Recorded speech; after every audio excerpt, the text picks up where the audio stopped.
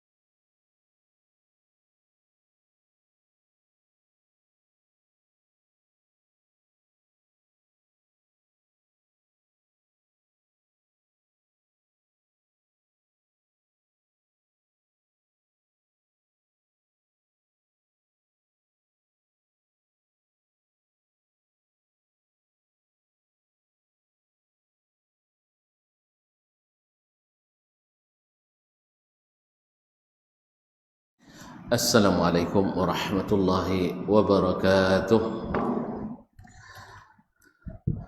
Innal hamdalillah nahmaduhu wa nasta'inuhu wa nastahdihi wa nastaghfiruhu wa natubu ilayh wa na'udzu billahi min shururi anfusina wa sayyiati a'malina. May yahdihillahu fala mudilla lahu wa may yudlil fala hadiya lahu. أشهد أن لا إله إلا الله وحده لا شريك له وأشهد أن محمدا عبده ورسوله لا نبي ولا رسول بعده يا أيها الذين آمنوا اتقوا الله حق تقاته ولا تموتن إلا وأنتم مسلمون يا أيها الناس اتقوا ربكم الذي خلقكم من نفس واحدة وخلق منها زوجها وبث منهما رجالا كثيرا ونساء واتقوا الله الذي تساءلون به والأرحام إن الله كان عليكم رقيبا يا أيها الذين آمنوا اتقوا الله حق تقاته يا أيها الذين آمنوا اتقوا الله وقولوا قولا سديدا يصلح لكم أعمالكم ويغفر لكم ذنوبكم ومن يطع الله ورسوله فقد فاز فوزا عظيما أما بعد فإن أصدق الحديث كتاب الله وخير الهدي هدي محمد صلى الله عليه وسلم وشر الأمور محدثاتها وكل محدثة بدعة وكل بدعة ضلالة. معاشر المسلمين معاشر المسلمات al-hadirin wal hadirat wal musyahidin wal musyahidat, khususnya jemaah ibu-ibu, ummahat dan akhwat di Masjid Raya Bangkinang ataupun yang menyaksikan dimanapun berada. Alhamdulillah, petang ini di hari Jumat kita berdoa kepada Allah Subhanahu wa taala, mudah-mudahan kehadiran kita pada hari ini sebagai tanda syukur kita kepadanya dan diterimanya. Ma'asyiral kiram, bapak dan ibu yang saya muliakan, selawat dan salam juga kita perbanyak kepada Nabi alaihi salatu wassalam. Mudah-mudahan selawat dan salam kita semakin mendekatkan kita dan memperdalam cinta kita kepada Nabi kita Muhammad sallallahu alaihi wasallam, dengan harapan mudah-mudahan di akhirat kita berbahagia mendapatkan syafaatnya. Amin ya rabbal alamin. Bapak dan ibu-ibu kaum muslimin dan muslimat yang dirahmati Allah, menyambung pelajaran kita bersama Imam Al-Bukhari rahimahullah dalam kitabnya Al-Adabu Al-Mufrad. Taib, setelah beberapa bab sebelumnya, Imam Al-Bukhari rahimahullah berbicara atau menyampaikan hadis-hadis tentang keutamaan menyambung silaturahim. Sekarang masuk pada peringatan bagi siapa yang memutuskan silaturahim. Qala rahimahullah, babu la tanzilur rahmatu ala qaumin fihim qati'u rahim. Bab tidak turun rahmat Allah tentunya kepada kaum yang pada mereka terdapat orang yang memutuskan silaturahim. Ini ancaman bukan hanya kepada pelaku, tetapi juga kepada siapapun yang bersamanya. Ma'asyiral kiram yang dirahmati Allah, jadi efek daripada dosa memutuskan silaturahim bukan hanya ditanggung oleh yang melakukan. Kalau melakukan jelas Allah memutuskan hubungan dengannya, tapi rupanya berdasarkan bab ini yaitu juga ditanggung oleh orang-orang yang ada di dalam atau di lingkungan itu, karena kemungkaran, dosa-dosa dan kemaksiatan pada umumnya berpengaruh kepada lingkungan di mana kita berada. Apalagi dosa memutus silaturahim adalah dosa besar. Oleh sebab itu, siapapun yang mengetahui ada di antara kita yang memutus silaturahim, maka tidak boleh mendiamkannya, mesti berusaha untuk menyambungkannya kembali dengan menasihati kedua belah pihak sampai untuk melakukan itu dibolehkan untuk pura-pura atau berbohong kepada kedua belah pihak bahwa si fulan menginginkan keperdamaian, si fulan ingin menyambung, walaupun sebenarnya enggak ada dari keduanya, tapi itu termasuk izin berbohong yang dibolehkan dalam syariat, yaitu salah satunya adalah mendamaikan, menyambungkan antara dua orang yang saling memutus hubungan atau saling berselisih. Qala rahimahullah, haddatsana Ubaidullah ibn Musa, telah menceritakan kepada kami hadis ini Ubaidullah ibn Musa. Ubaidullah ibn Musa al-Absi al-Kufi. Qala akhbarana Sulaiman Abu Idam, telah menceritakan kepada kami Sulaiman Abu Idam, yaitu Sulaiman ibn Zaid al-Muharibi Abu Idam al-Azdi, dhaif.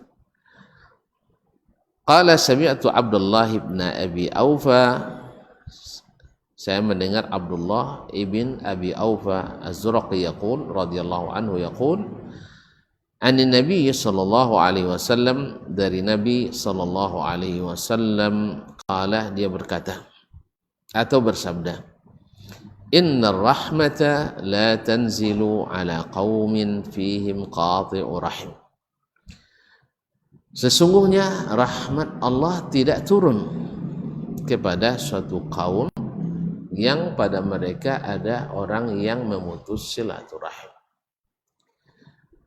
Jadi hadis ini adalah peringatan keras dan juga menjadi bukti dalil bahwasanya ini adalah dosa besar.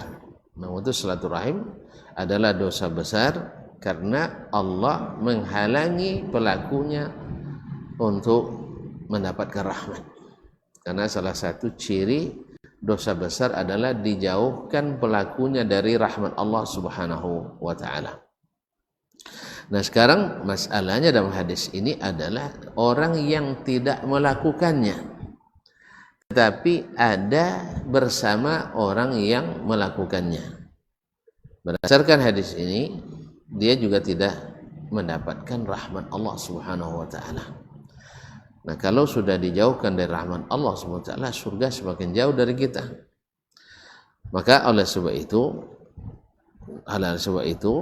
maka kita sangat berkepentingan dan sangat berkebutuhan kepada usaha-usaha untuk mendamaikan orang yang berselisih tersebut dengan segala upaya. Dan sebaliknya, orang yang termasuk punya andil dan berusaha untuk memutus silaturahim, hubungan antara dua orang bersaudara, sebagaimana maka dia menjadi penyebab kemungkaran besar. Mendalla ala syai'in kafa'ilih, siapa yang menunjuk ke jalan sesuatu atau menjadi penyebabnya, dia seperti orang yang melakukannya. Hadis ini diriwayatkan juga oleh Imam Al-Bukhari dalam At-Tarikhul Kabir, bukan dalam As-Sahih. Al-Marwazi, yakni Muhammad ibn Nasr Al-Marwazi dalam kitab Al-Birri Was-Silah, Imam Al-Baihaqi dalam Syu'abul Iman, dan Ibnu Syahin dalam At-Targhib wa Tarhib, serta At-Tabarani dalam Al-Mu'jam Al-Kabir. Dan hadis ini secara sanad dhaif dari Sulaiman Abu Idam Al-Azdi Al-Muharibi tadi. Tetapi secara makna, yang kalau memutus silaturahim adalah dosa besar, sabit dari hadis-hadis yang banyak. Cuman orang yang bersama orang yang memutus silaturahim apakah dijauhkan dari rahmat?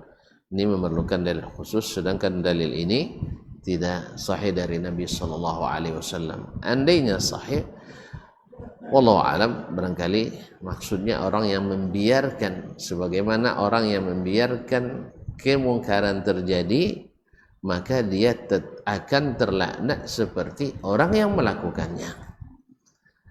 Seperti yang terjadi dengan orang-orang Bani Israel, Yahudi, ketika dilarang oleh Allah Subhanahu wa taala dalam firman-Nya, "Na'am was'alhum 'anil qaryati allati kanat hadiratal bahri iz ya'duna fis sabti iz ta'tihim hitanuhum yawma sabtihim syur'a wa yawma la yasbituna la ta'tihim." Ila akhir ayat. Dan tanyakan kepada mereka tentang berita suatu kaum yang tinggal di pinggir atau di tepi pantai ketika mereka diuji oleh Allah SWT.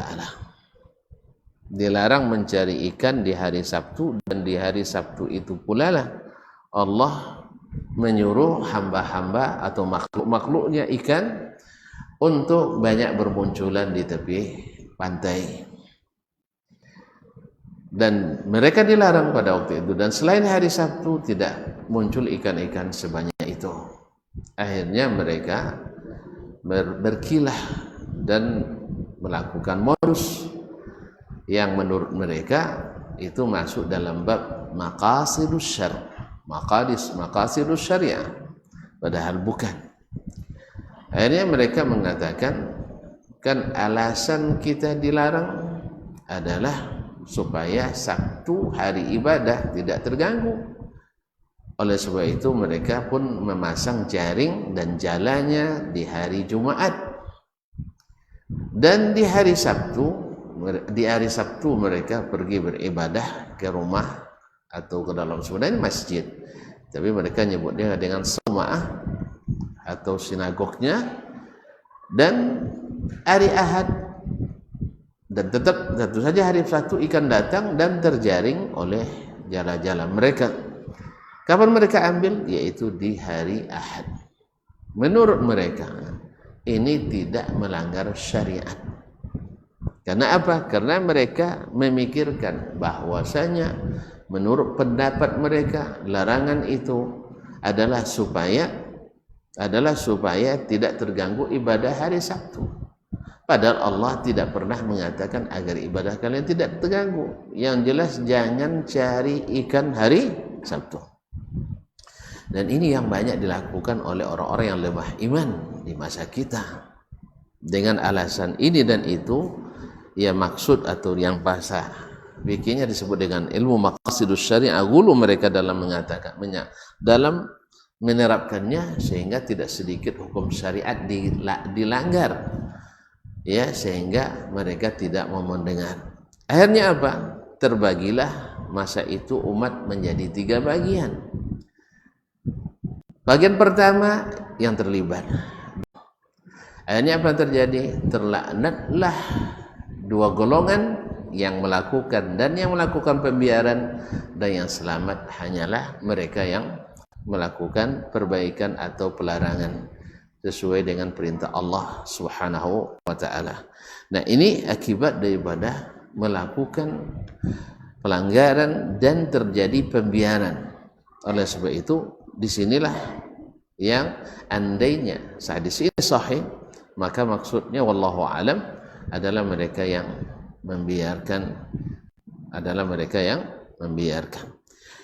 Ma'asyarul kiram, atau mereka mengetahui tapi tidak melakukan perbaikan. Oleh sebab itu, maka siapapun di antara kita yang mengetahui ada orang yang tidak berbaikan, maka berusaha sekuat tenaga supaya kita tidak dijauhkan dari rahmat dan kasih sayang Allah untuk menyambung kembali, atau berusaha untuk mendamaikan kembali di antara kedua orang atau kedua pihak atau kedua golongan yang tidak berbaikan tersebut. Karena akibat daripada dosa yang mereka lakukan, kita yang mengetahui dan tidak melakukan perbaikan ikut menanggung, dijauhkan dari rahmat Allah tabaraka wa ta'ala.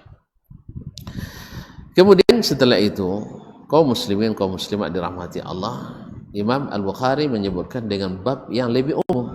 Artinya qati'ur rahim itu, memutus silaturahim, bukan hanya berakibat buruk, berimplikasi tidak baik kepada sang pelaku, tetapi juga sangat berpengaruh kepada siapapun yang berdekatan dengan sang pelaku.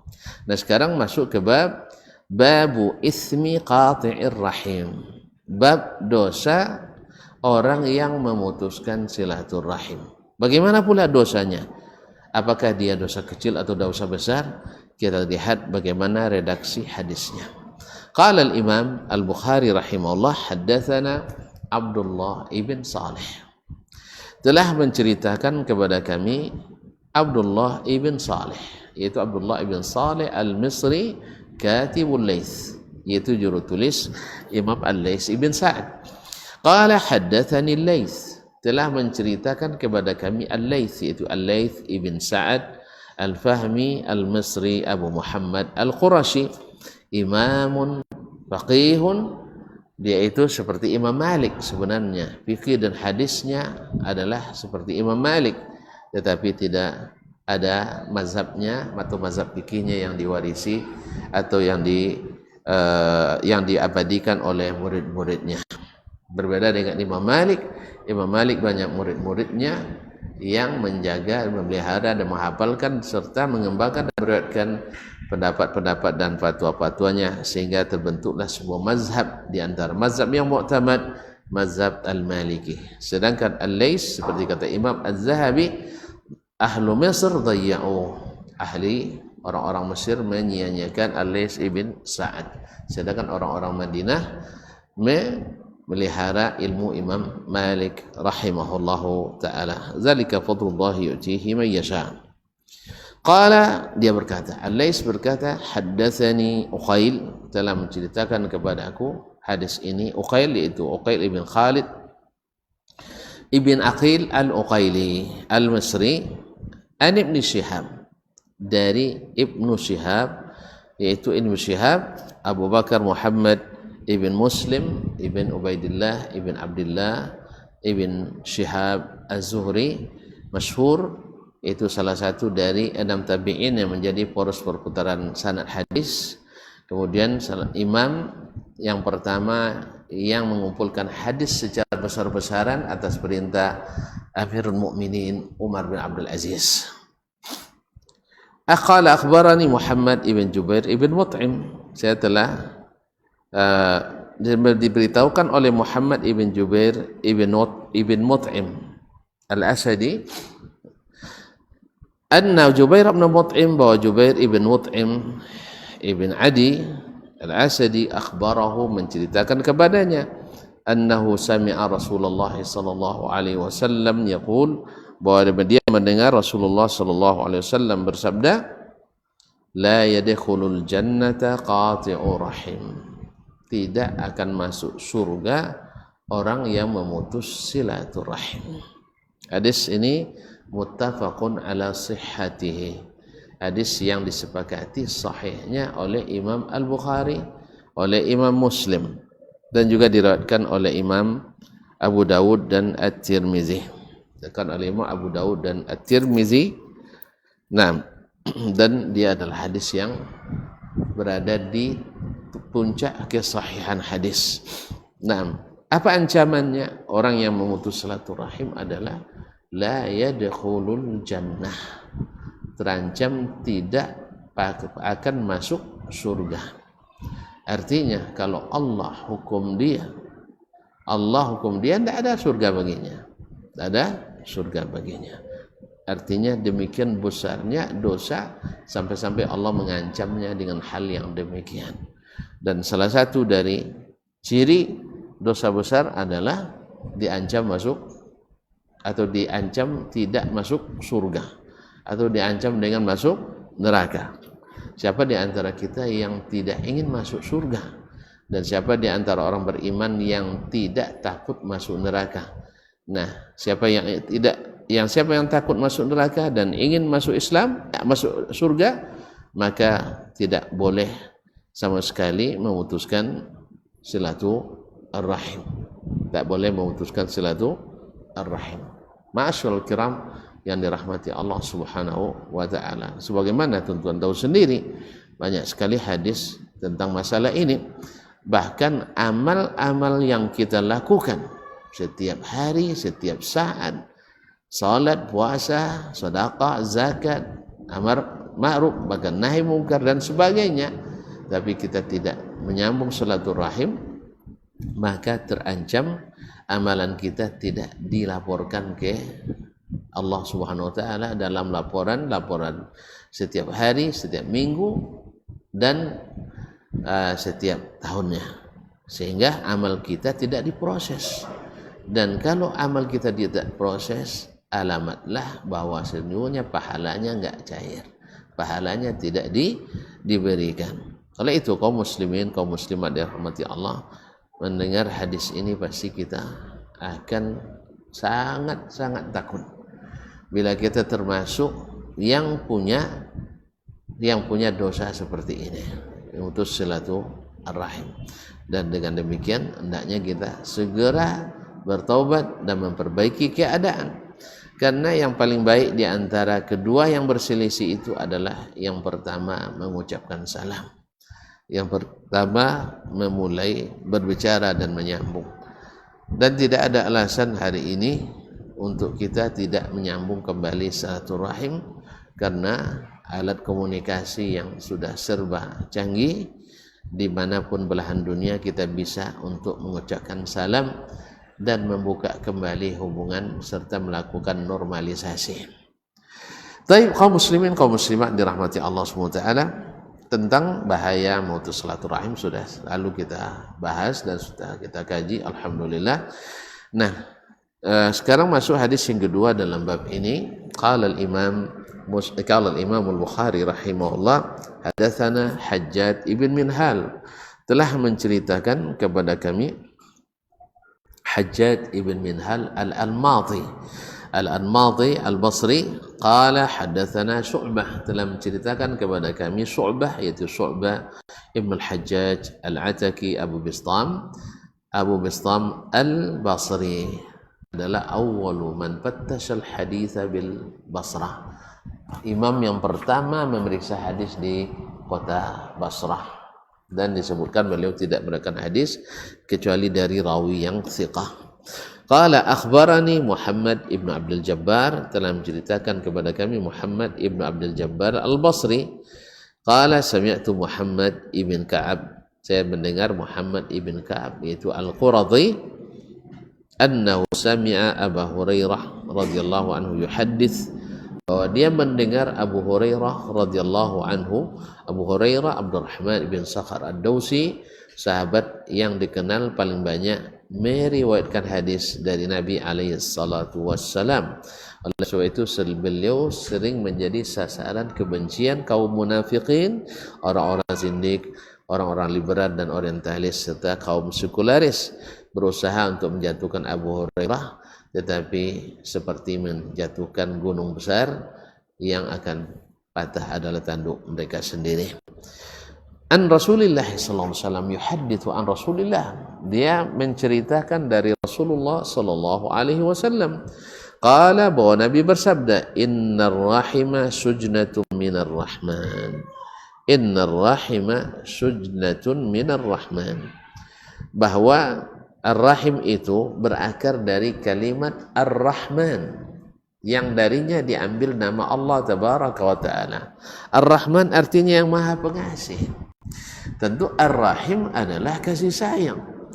Maka bila sudah diputus, hilanglah kasih sayang di antara kita. Dan orang yang paling harus dikasih sayang oleh kita adalah keluarga kita, karib kerabat kita, yang sedarah dan sedaging dengan kita. Nah, kalau dengan mereka kita putuskan, berarti kita tidak memiliki ar-rahim, tidak rasa kasih sayang. Oleh sebab itu Allah SWT yang maha pengasih, maha penyayang, pasti tidak suka dengan orang yang tidak pengasih dan tidak penyayang. Taqulu ya Rabb, rahim itu berkata, ya Rabbi, wahai Tuhanku, inni zulimtu, saya dizalimi. Ternyata memutus silaturahim itu kezaliman luar biasa. Ya, kezaliman luar biasa. Ma'asyara, kalaulah dengan keluarga sendiri kita tidak bisa saling menyayangi, lalu dengan siapa? Ya Rabbi inni quti'tu, ya Rabbi saya diputuskan, ya Rabbi inni, ya Rabbi. Dan banyak sekali pengaduan-pengaduan Ar-Rahim kepada Allah Tabaraka Ta'ala. Ya Rabbi, ya Rabbi. Fayujibuha, lalu Allah menjawabnya, ala tardaina an aqta'a man qata'aki. Apakah tidak cukup bagimu aku putuskan hubungan dengan siapapun yang memutuskanmu? La ilaha illallah. Kaum muslimin, kaum muslimat dirahmati Allah, kalau Allah memutuskan hubungan dengan kita yang mana kita tak bisa sedikit pun mengurus urusan kita tanpa Allah Tabaraka wa Ta'ala. Allah Tabaraka wa Ta'ala, bukankah doa kita di pagi dan petang, ya Hayyu ya Qayyum, ya Hayyu ya Qayyum. Naam, wahai Allah yang maha hidup, maha mengurus hamba-hambanya, la takilni ila nafsi tarfata ain, jangan engkau serahkan diriku kepadaku sendiri walau hanya sekejap mata. Bayangkan ikhwan, kaum muslimin, kaum muslimat, bapak, kaum ibu, ummahat dan akhwat yang dirahmati Allah SWT, andainya satu detik Allah tidak mempedulikan kita, Allah tidak mempedulikan kita dan membiarkan kita, sungguh kerugian yang luar biasa. Apalagi kalau sampai Allah memberhentikan semua sistem yang ada dalam tubuh kita ini. Kalau Allah berhentikan detak jantung kita, habislah nyawa kita. Kalau Allah sumbat segala saluran pembuangan di tubuh kita, sakit badan kita. Andainya Allah cabut selera makan kita, bahkan air liur dalam mulut kita, andainya tidak keluar ketika kita makan, maka tidak mungkin kita untuk mencerna makanan kita. Oleh sebab itu, la takilni ila nafsi tarfata'in. Nah, kalau Allah mengancam orang-orang yang memutus silaturahim dengan diputuskan hubungan dengannya, maka orang tersebut sungguh dalam bahaya besar. Itu baru dalam masalah duniawi. Andainya dalam masalah akhirat Allah tak pedulikan kita, salat kita tak dipedulikan, puasa kita tak dipedulikan, pergi haji tak dipedulikan, ya salat tak dipedulikan Allah, ada iya. Karena Allah menyebut itu sebagai al-haliqah, yang mencukur. Apa yang dicukurnya? Al-a'mal, seluruh amalan kita dicukurnya, sehingga licin semuanya, tidak ada yang tersisa. Oleh sebab itu kaum muslimin dan muslimat dirahmati Allah, ala tardaina an aqta'a man qata'aki. Kamu tak suka, tak cukup bagimu aku putus hubungan dengan siapa yang memutus hubungan denganmu. Oleh itu tidak, ini bukan masalah mudah kaum muslimin dan muslimat yang dirahmati Allah. Oleh sebab itu maka berhati-hatilah kita. Wa asila man wasalaki, dan saya akan menyambung hubungan dengan orang yang menyambung hubungan denganmu. Percuma kita beramal, percuma kita mengaji, percuma kita haji, percuma kita salat, percuma kita zakat, percuma kita puasa, bila rahim kita putus, semua Allah tidak pedulikan. Makanya mungkin pernah tuan-tuan dengar kisah atau ibu-ibu dengar kisah seorang saudara yang marah kepada saudaranya yang lain karena tidak mau membayarkan hutangnya, bahkan mengingkari dan mencaci makinya. Subhanallah, ketika mendengarkan hadis ini, ya, jangan hanya karena seharga 20 juta atau seharga sebuah mobil atau bahkan hanya 50.000 kita memutuskan hubungan dengan saudara. Apa sebab? Amalan kita sia-sia setiap hari, setiap saat. Allah tidak pedulikan kita, Allah putus hubungan. Lalu mendengarkan itu, lalu dia berjanji pada Allah SWT untuk memaafkan saudaranya tersebut. Tidak mungkin gara-gara hutang yang tidak seberapa, yang tidak mau diakui dan ditepis pula, tapi dia berjanji, ya Allah, saya jual hutang ini kepadamu, ya terserah kepadamu berapa kau beli, saya maafkan saudaraku itu Lalu dia undang ke rumah orang tuanya, dan hampir saja syaitan mengalahkannya, hampir dibuka rahasia di depan orang tua dan saudara marahnya, tetapi dia menang dengan imannya. Akhirnya kaum muslimin dan muslimat, setelah pertemuan itu, jazakallahu khairan, dia kembali ke rumahnya dan sebelum tidur berwudu dan sholat 2 rakaat. Kemudian dalam tidur menjelang subuh, azan subuh berkumandang, tiba-tiba pintu rumahnya digedor orang, dan dari balik pintu dia bertanya, siapa yang menggedor pintu di malam ini? Ini rupanya dalam mimpi. Dan kata Nabi dan di balik pintu ada yang menjawab, ana rasuluka Muhammad sallallahu alaihi wasallam, saya adalah Rasul Muhammad sallallahu alaihi wasallam. La ilaha illallah. Maka mendengar Rasulullah, dia buka pintu dengan riang gembira, dan Nabi pun memeluknya.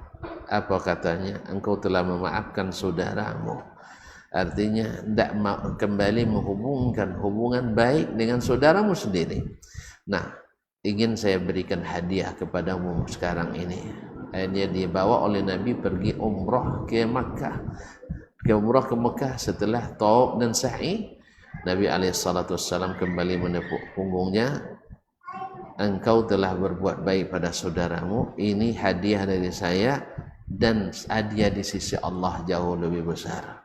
Akhirnya mereka berpisah, dan di saat yang sama terbangun dan terjaga, terdengar azan dari masjid dekat rumah, dan bertemu dengan Nabi dalam mimpi. Kalau benar-benar itu mimpi, bukan mengarang-arang mimpi, adalah hakiki, bahwa kita akan bertemu dengan Nabi alaihi salatu wassalam. Subhanallah, kaum muslimin dan muslimat, memaafkan itu adalah keutamaan yang luar biasa. Faman afa wa aslaha fa ajruhu 'ala Allah. Siapa yang mau memaafkan dan memperbaiki hubungan, maka pahalanya menjadi tanggungan Allah Subhanahu wa taala. Kaum muslimin, kaum muslimat, para ibu dan akhwat yang dirahmati Allah, dibacakan hadis yang terakhir dalam bab ini. Qala Al-Imam Al-Bukhari rahimahullah, haddatsana Adam ibn Abi Iyas, telah menceritakan kepada kami Adam ibn Abi Iyas Al-Azdi. Qala ini adalah Syekh Imam Al-Bukhari yang paling junior. Qala hadatsana Ibnu Abi Zi'bin, telah menceritakan kepada kami Ibnu Abi Zi'bin, yaitu Muhammad bin Abdurrahman ibn Abi Zi'bin Al-Madani, thiqatun faqih. Ini hidup atau lebih senior dari Imam Malik dulu di Madinah, juga seorang ulama hadis dan fikih. Qala haddatsana Sa'id ibn Sam'an, telah menceritakan kepada kami Sa'id ibn Sam'an, yaitu Sa'id ibn Sam'an Al-Ansari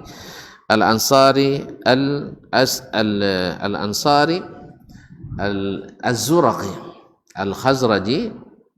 Qala sami'tu Abu Hurairah, saya mendengar Abu Hurairah radhiyallahu anhu yata'awwadzu min imaratis sibyani was-sufaha, minta perlindungan kepada Allah dari kepemimpinan orang-orang yang masih orang-orang sibyan, anak-anak, dan orang-orang yang dungu.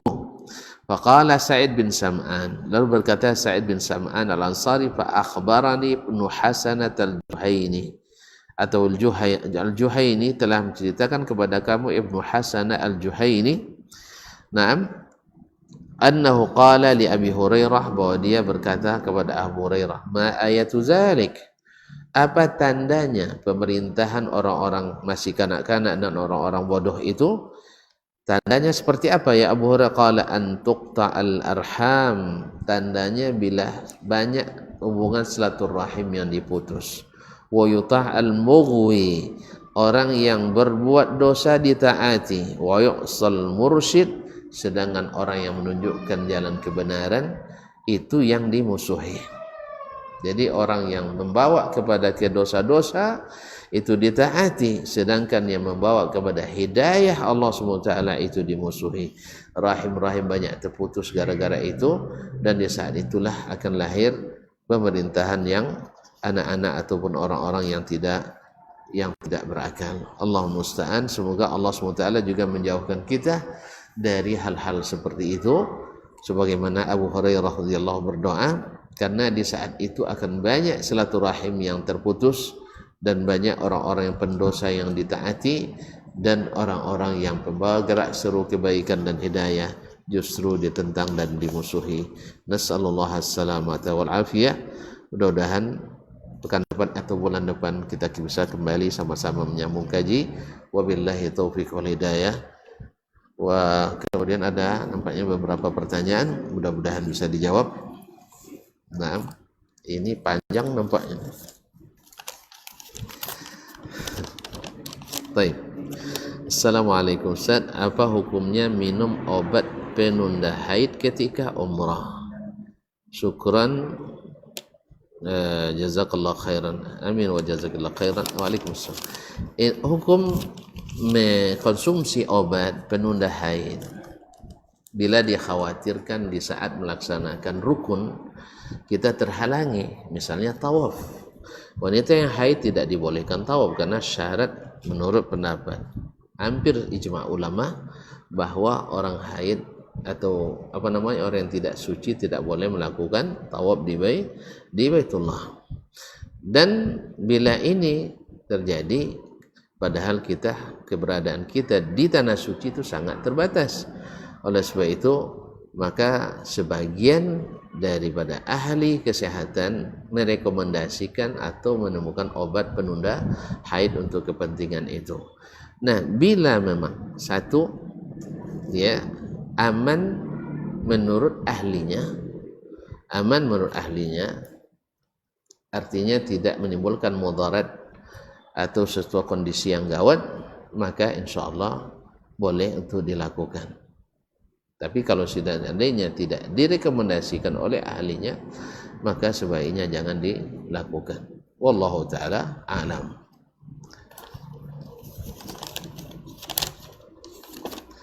Masya Allah.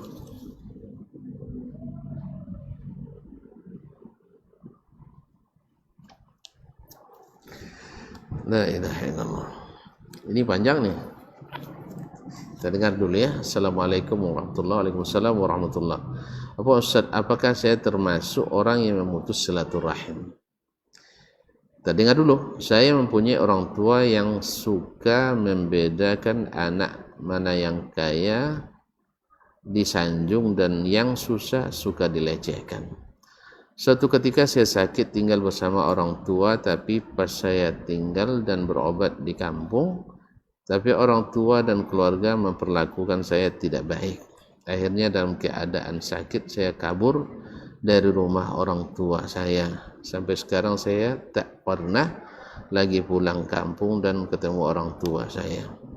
Tapi di hati yang paling dalam saya ingin memperbaiki hubungan dengan orang tua saya lagi. Semenjak tidak pernah ketemu orang tua, saya justru dibimbing oleh Allah. Sebelumnya ibadah asal-asalan, sekarang saya berusaha lebih dekatkan diri kepada Allah.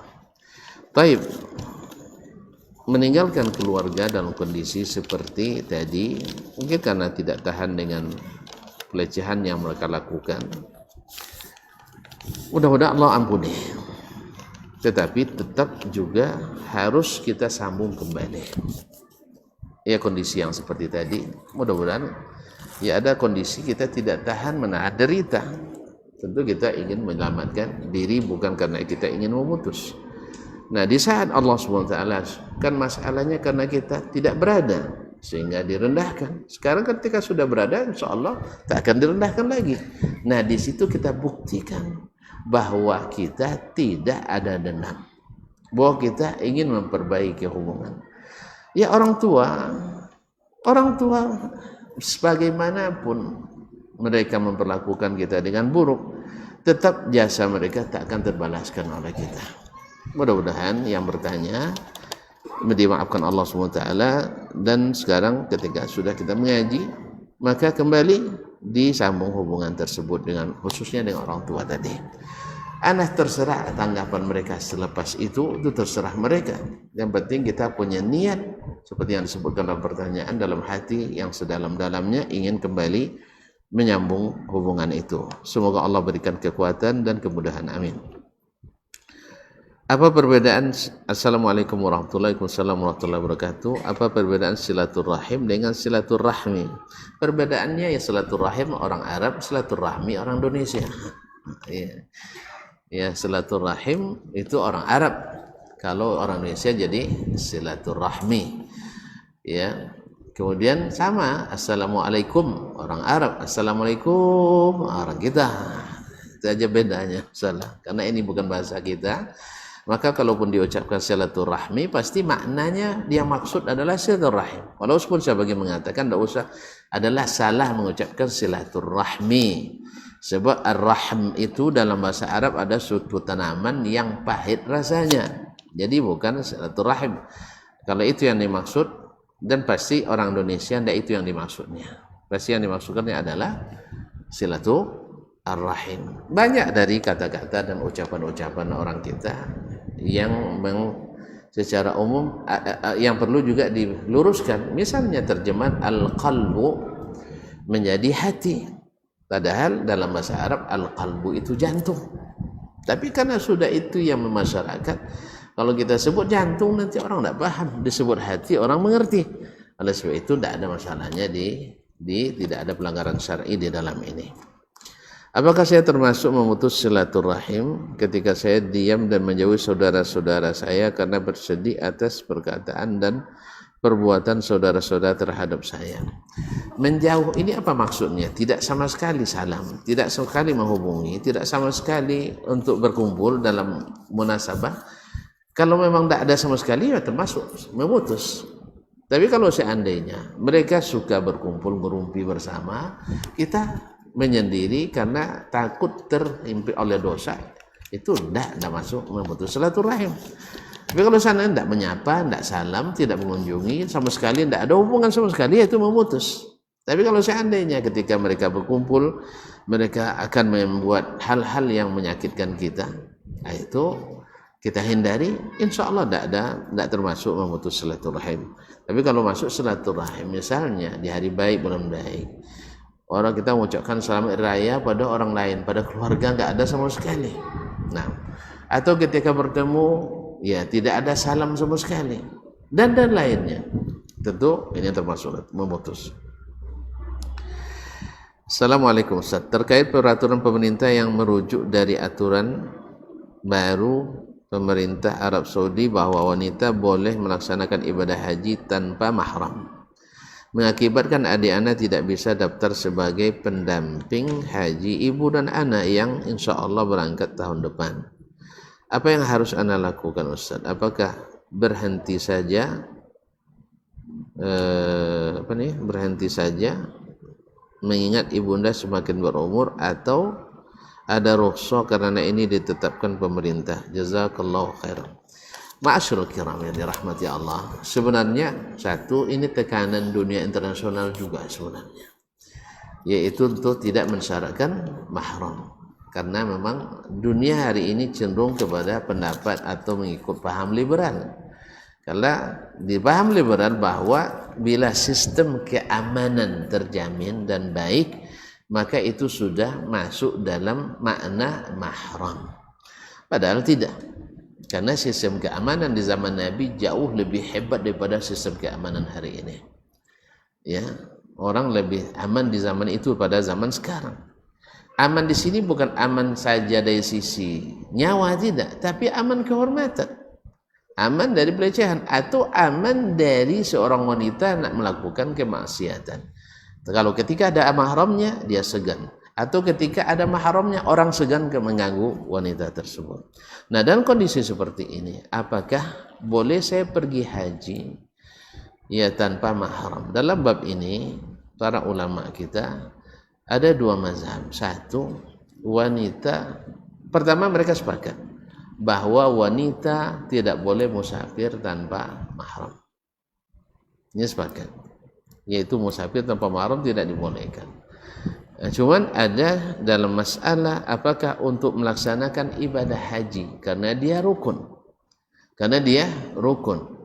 dan waktu itu orang ke Mekah aman, jauh lebih aman dari sekarang. Nah, apakah di saat seperti itu boleh enggak wanita pergi tanpa mahram? Maka Imam Asy-Syafi'i rahimahullah mengatakan bila ada sekelompok wanita bersamanya yang thiqat, wanita yang thiqat, maka boleh dia ikut rombongan tersebut. Apa makna thiqat di sini? Wanita-wanita yang agamanya bagus, sehingga dia paham batasan-batasan pergaulan antara laki-laki dan perempuan yang bukan mahram. Bukan maknanya orang thiqah itu yang dapat dipercaya masalah keuangannya, masalah keamanan, bukan itu. Dia tahu masalah pergaulan, batas-batas itu. Karena yang dikhawatirkan di perjalanan itu memang. Yang dikhawatirkan itu bukan hanya dari sisi keselamatan jiwa, tapi juga keselamatan kehormatan. Dan keselamatan kehormatan itu datang dari dua gangguan. Gangguan pertama dari orang lain. Ketika ada mahram, ada yang menghalangi. Dan gangguan dari diri wanita itu sendiri ketika dia yang ingin melakukan pelanggaran. Ketika ada mahram dia akan segan. Jadi sebagian orang hanya melihat dari sisi keamanan fisik, tapi ada keamanan yang lain yang harus Allah Ta'ala alam. Nah, kondisi ini apakah ibu dengan orang tua bisa tidak misalnya menjamin ada rombongan orang-orang yang bisa mengerti batas-batas hubungan tersebut? Mazhab Imam Syafi'i boleh melakukan walaupun tanpa mahram. Atau pilihan yang kedua, ya kita menunggu sampai adanya mahram. Atau yang ketiga, mungkin reguler kita tidak dapat, tapi mungkin melalui haji yang misalnya, apalagi kita yang diberikan Allah kelebihan, maka tidak rugi untuk menginfakkan lebih besar uang untuk masalah ini demi menjaga satu pergi haji dengan selesai dan kedua tidak ada pelanggaran syariat di dalamnya. Wallahu ta'ala a'lam. Assalamualaikum Ustaz. Apakah termasuk memutuskan silaturahim seandainya sudah lama tidak berhubungan dengan saudara, bukan tapi karena kesibukan masing-masing? Ya, banyak kita kadang lalai dengan kesibukan kita masing-masing, tapi tidak ada niat untuk memutus. Ya, wallahu alam. Kalau memang tidak ada niat memutus, mudah-mudahan tidak berdosa. Cuman kita juga boleh menyia-nyiakan pahala. Karena kalau memang saudara kita, mustahil tidak akan dihubungi. Minimal di hari baik, bulan baik. Ya, menanyakan berita tentang mereka. Kunjungi mereka. Tidak sempat mengunjungi, ada alat komunikasi. Walhamdulillahirabbil alamin.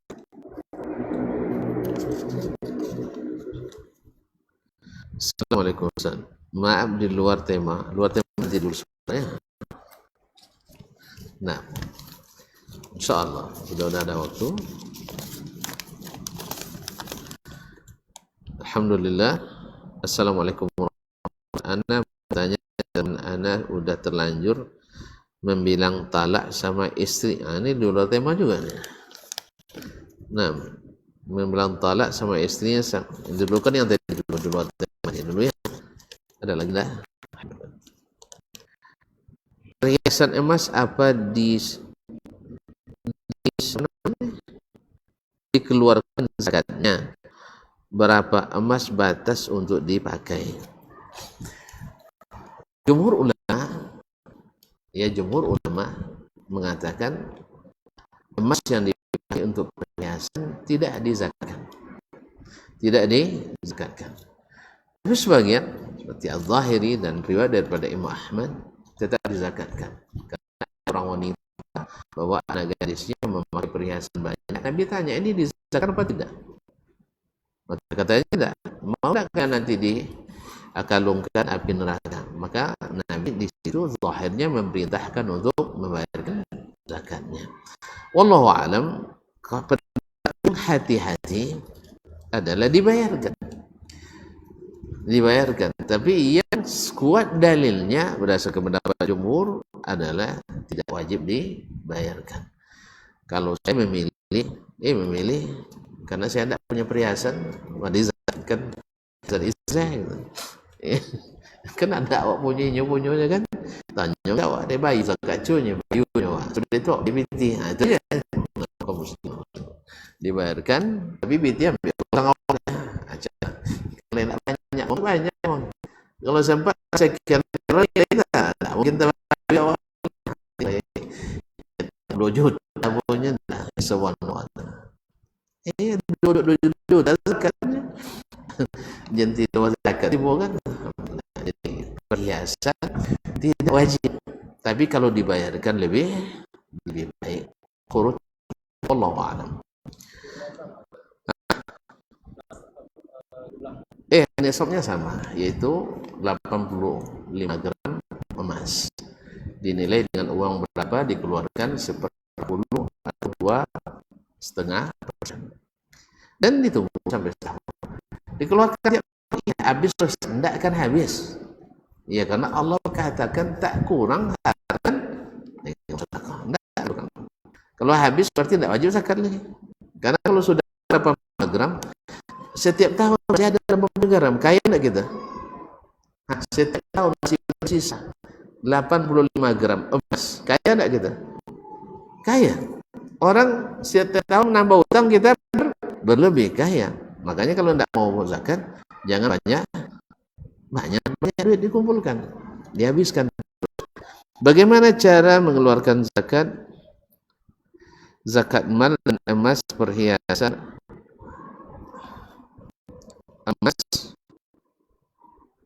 emas murni ada juga, dan uang di tabungan tapi jumlahnya kadang berubah. Mohon nasihat. Kalau jumlah berubah dari 1 miliar ke 3 miliar tetap zakat juga.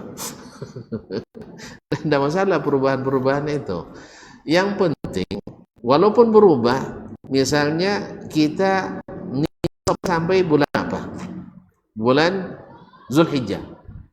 Nah, di saat jatuh tempo di bulan Zulhijjah, sampaikan nisabnya. Soal perubahan tidak ada masalah.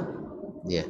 Kalau pas sampai di bulan Zulhijjah, misalnya nilai uang kita di tabungan dengan uang emas kita tidak sampai lagi 85 gram, ya tidak wajib.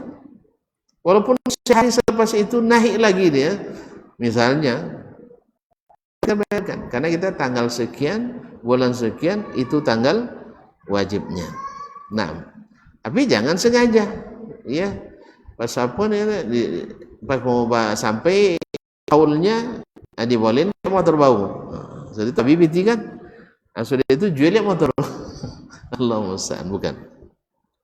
Itu hila namanya. Hubungan silaturahim apa nih? Hubungan silaturahmi. Ajak ustaz jika tidak menasihati apa nanti. Kita menasihati orang karena dia bilang jilbab aja yang besar, tapi mulutnya karena kita nasihati dia tak tegur sapa lagi. Apa kita dijauhi dari enggak. Kalau kita dijauhi orang karena amar ma'ruf nahi mungkar, itu tidak masuk dalam memutuskan silaturahim. Tidak masuk dalam dosa silaturahim, kecuali kita yang tidak pandai menggunakannya. Nah, itu. Iya. Kalau kita menegur orang dengan cara yang hikmah, lalu dia tidak terima, lalu memutus hubungan dengan kita tidak berdosa dalam masalahnya. Wallahu a'lam. Assalamualaikum warahmatullahi wabarakatuh. Ustaz, ana mau bertanya, teman ana udah terlanjur bilang talak sama istri 3 kali dalam waktu berbeda.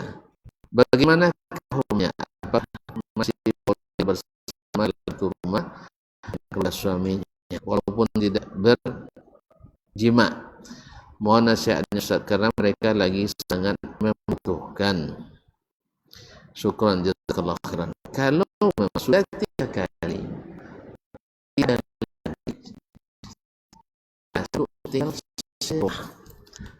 karena tidak mahram lagi, karena sudah berubah dari itu yang halal menjadi wanita yang sudah tidak halal lagi. Kita dirahmati Allah, baik laki-laki maupun perempuan, janganlah segar-tegarah betul untuk minta ditalak atau menjatuhkan talak. Itu senjata terakhir. Dah habis pikir kita, tidak akan menyelesaikannya lepas itu, iyalah. Tapi kalau masih ada sisa-sisa kasih sayang lagi, jangan talaklah dulu. Ya, pergilah dulu itikaf ke masjid. Kan itikaf jangan monggo bukain ke mama. Itu Pak, sudah itu tak sejapui balik. Ya kalau lo ke mama gayalah masuk angin. Masuk angin. Ya, amak awak tak rela dah. Iya asli amak ni tak rela dah waang dibuat orang sini tuyongnya nya. Inyo soalnya tinonya nya. Tak mikir yang terjadi bagaimana anak nanti yang tersia-siakan, bagaimana ini dan itu pertimbangannya. Kalau sampai kamak kasus kamak awak dah. Oleh sebab itu maka orang jantan jangan lari je kamak lah. Ya. Larilah ke rumah Allah Subhanahu wa taala sebagai berselisih paham dengan Fatimah. Ini orang-orang baik itu seperti itu. Datang ke masjid. Sehingga ketika ayahnya Fatimah datang, manu aliyunya. Jadi musa haji iahnya. Dia, ngapa kalian? Iya tadi bapak ada neneknya. Mana kamu sahaji? Tidak payah cik musahaji. Kalau sampai lahitan kau mamanya. Kan payah nyabuilah musliman. Kadang-kadang baik Quran pas nampak bisa tu dia karena sambu langsung. Tak kan leo bisa nemo sambu. Yang punya sambu lenya. Apa tamu lah sambu kobra dengan sambu oleh tadung kan jadi oleh sebab itu jangan sekali-kali lari ke rumah orang tua kalau ingin menyelesaikan masalah. Tapi kalau nak nambah masalah, iya. Kalau masalah, iya. Makanya kaum muslimin dan muslimat. Nah, bagi orang yang sudah bercerai, menjatuhkan talak 3 kali, cepat selesaikan dan pisahkan diri darinya. Tidak ada lagi waktu untuk bersama lagi. Tidak ada lagi iddahnya. Karena apa? Karena sudah 3 kali. At-talaqu marratan. Talak itu hanya 2 kali. Yang ketiga, selamat berpisah. Kalau mau lagi, tunggu dia untuk nikah lagi. Habis itu nyanyikan barana ampe kada nanti jua. Tunggu barana ampe diceritakan baru kita. Karena harus dinikahi orang lain, selepas itu baru diceraikan, dan selepas itu habis iddahnya kita nikah lagi. Orang kalau sudah masuk, ya sudah terasa enak indah bersama. Mulai ada Pak Haji dulu. Ada Pak Haji dulu orang kaya nikah nak pacaran laki bini dia 3 kali talak. Hanya sih, ni memang kilo ke jando bahaya tuan-tuan. Kilo jando. Nya apa ke anak bujang nak biasa nikah dikacai kan? Tak lagi bujang dah banyak bininya nikah cai kau jo. Apa nya omong nikah je bini tu tapi cai liang nya ajak bini apa? Lepak dan babe dan piti dah tuk nikah tu. Bala biolo bae dan nyong kayo mah. Mahal bayu lah kena nyancak bini. Subhanallah. Setelah nikah nak dia mau join. Tak cain dah Pak Haji nya. Leo dia dan sama je nya. Akhirnya tetap rasa Pak Haji naik manjat dinding jadi Allah musta'an. Muslimin. Hati-hati jangan sembarangan dalam masalah ini. Ya, dalam masalah ini. Kalau sudah terjadi, terimalah takdir dan mudah-mudahan Allah ganti baik. Kalau memang masih takdirkan nanti beranak 4 masih dinanti juga. Nah, dinanti. Tapi mudah-mudahan Allah beri ganti yang lebih baik karena man taraka syai'an lillah awadahu khairan min. Siapa yang meninggalkan sesuatu karena Allah ganti dengan yang lebih baik. Para ummahat, para akhwat dan juga bapak-bapak dan saudara baik yang hadir maupun menyaksikan, sampai di sini kajian kita petang hari ini. Sampai berjumpa kembali insyaallah di lain waktu. Terima kasih dan mohon maaf. Subhanakallah bihamdik asyhadu an la ilaha illa anta astaghfiruka wa atubu ilaik. Assalamualaikum warahmatullahi wabarakatuh.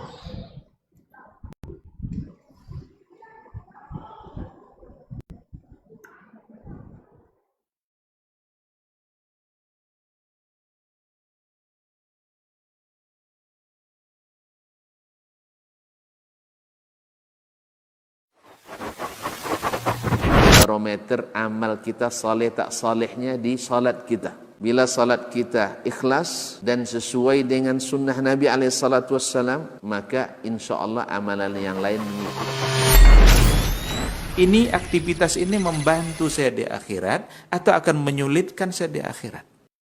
Kalau seandainya perbuatan itu ternyata akan menyulitkan kita di akhirat kelak, tinggalkan perbuatan itu. Anta ni'mal jund. Kamu adalah sebaik-baik prajurit. Coba lihat. Kamu adalah sebaik-baik prajurit. Maka tujuannya adalah menghancurkan kehidupan rumah tangga.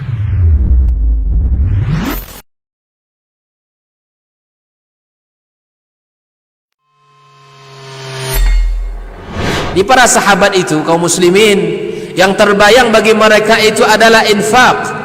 Yang terbayang bagi mereka adalah sebuah kebahagiaan, keselamatan di akhirat yang kekal dan abadi di sisi Allah Tabaraka wa Ta'ala.